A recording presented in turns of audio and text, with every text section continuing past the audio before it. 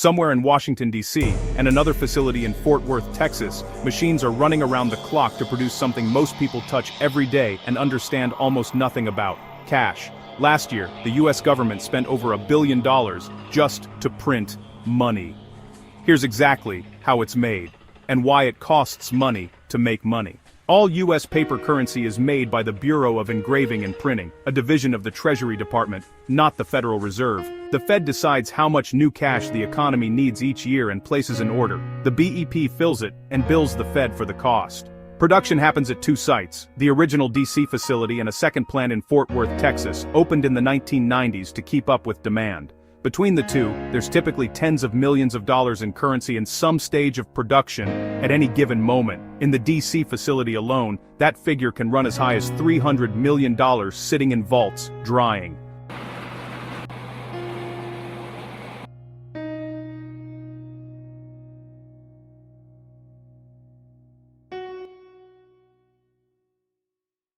Here's the first surprise.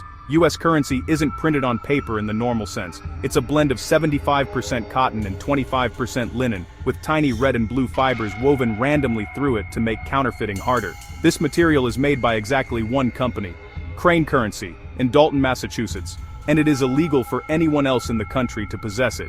That's not an exaggeration. Federal law restricts who can even touch the blank substrate before it becomes money. Once the paper arrives, it goes through multiple printing stages. First, intaglio presses, a centuries-old engraving technique, stamp the back of each sheet in green ink using plates with engraved grooves that hold the ink and create the raised texture you can feel on a bill.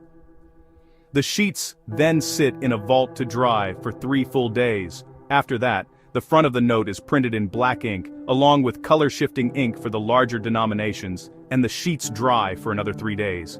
Higher value notes get additional security layers, color-shifting numerals, security threads, and watermarks, which is part of why those notes cost more to produce per bill than smaller denominations. Every step is checked by a computer vision system that scans each note at extremely high resolution, sheet by sheet, looking for any imperfection before it can become legal tender. For 2025, the Federal Reserve's currency budget was just over $1 billion, money the Fed pays the BEP to cover both the materials and labor, the variable cost, and the broader fixed costs of running the facilities. The printing cost of a single $1 bill runs in the low single-digit cents, a small fraction of its face value. Bills with more security features like the $100 note cost meaningfully more per note to produce because of the extra ink, layers, and quality checks involved, though still nowhere near their face value. That gap between what it costs to make a bill and what the bill is worth is exactly why printing currency is profitable for the government, a concept economists call seigniorage. Finished notes are bundled into stacks of 100, then into bricks of 4,000 notes, then shrink-wrapped into larger units before being shipped to the Federal Reserve's regional banks. From there, banks distribute it to the public. Here's the part most people don't expect. The vast majority of newly printed currency, historically more than 90%, isn't adding new money to circulation. It's replacing worn-out, torn, or damaged bills that are pulled out of circulation and destroyed.